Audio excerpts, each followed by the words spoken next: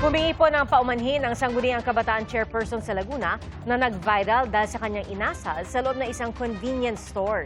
Inulan po siya ng batikos online matapos niya hawakan ang panindang siopaw pati na hotdog ng convenience store. Saksi, si Mav Gonzalez.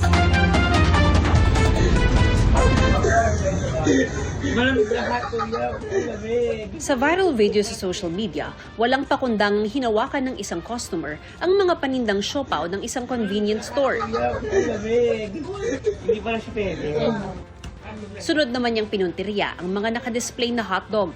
Malamig yung hotdog! Pinuna ng mga netizen ang kanyang ginawa. Komento ng ilan, maaaring magdulot ng peligro sa kalusugan ang ginawa ng customer. Paano na lang daw kung may ibang customer na nagkasakit? Ang lalaking nasa viral video, kinilalang si Mark Adrian Napiza, Sangguniang Kabataan Chairman sa Santa Cruz, Laguna. Sa kanyang Facebook account, inamin niyang hindi nararapat ang ikinilos niya sa video, na ani ay biro lang bilang video content kasama ng mga kaibigan. Bagamat sinabi niyang wala siyang hangarin na masamang intensyon, alam niya aniyang hindi ito tamang asal, lalo't dapat mas mataas na pamantayan ng pag-uugali ang inaasahan sa kanya bilang lingkod bayan.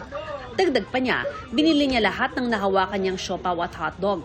Humingi rin siya ng paumanhin sa pamunuan ng convenience store dahil sa abalang idinulot niya at sa paggawa ng content ng walang pahintulot. Handa rin niyang tanggapin ang anumang nararapat na hakbang o gabay mula sa Sangguniang Kabataan Federasyon at sa DILG.